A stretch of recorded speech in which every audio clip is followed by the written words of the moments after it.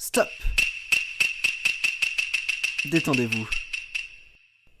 C'est l'heure de...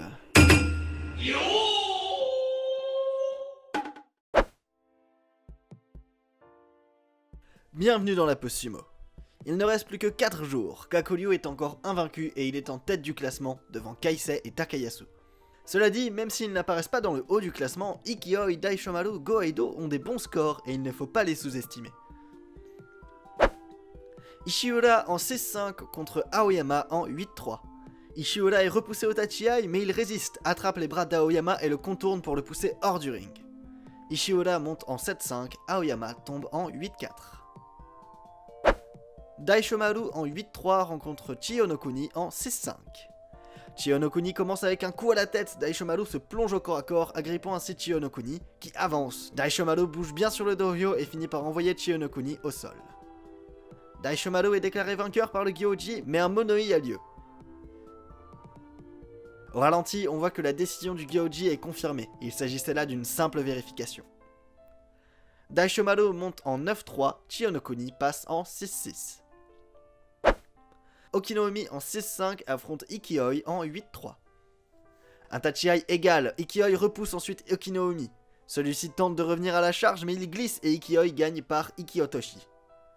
Okinoumi passe en 6-6, Ikioi monte en 9-3, un très bon score. Il se maintient à un très bon niveau malgré sa blessure du début de tournoi.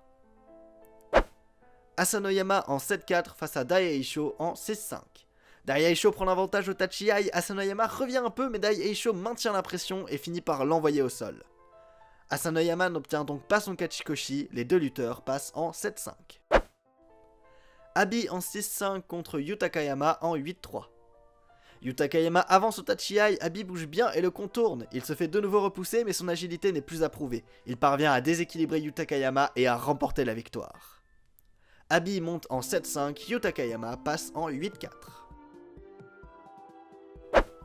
Dayamami en 7-4 rencontre Hokuto Fuji en 5-6. Hokuto Fuji effectue une charge basse et reste dans cette position en repoussant Dayamami hors des limites. Dayamami n'obtient pas son Kachikoshi, il est en 7-5, Hokuto Fuji équilibre son score, il monte en 6-6. Endo en 6-5 affronte Kaisei en 10-1, un gros combat en perspective. Kaisei encaisse la charge d'Endo et avance, Endo passe sur le côté, Kaisei le suit mais Endo utilise son avantage en vitesse pour contourner Kaisei et le pousser hors du dohyo. Endo monte en 7-5, Kaisei tombe en 10-2.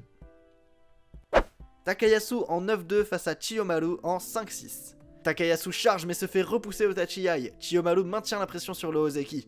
Les deux lutteurs partent sur le Mawashi. Takayasu tente une projection menant Chiyomaru au bord du dohyo. Takayasu pousse mais Chiyomaru pivote et emmène le Ozeki hors du ring. Chiyomaru monte en 6-6, Takayasu tombe en 9-3. Chiyomaru aura battu les deux Ozeki dans ce tournoi. Go-Eido contre Ichinojo, les deux en 8-3.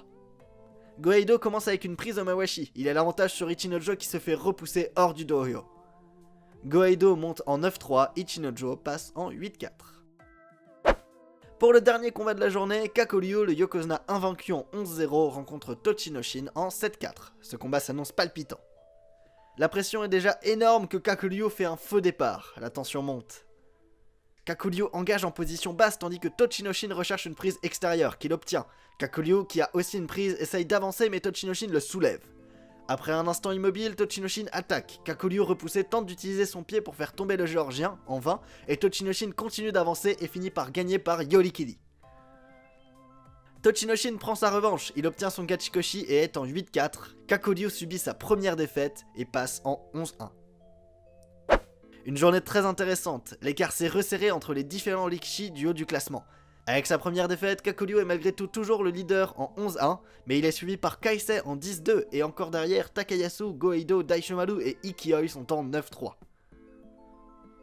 Tochinoshin est plus bas dans le classement et ses chances d'obtenir 2 Yushu d'affilée sont faibles, mais malgré ça, sa victoire d'aujourd'hui ouvre beaucoup de possibilités pour la fin du tournoi. A bientôt pour une prochaine pause sumo.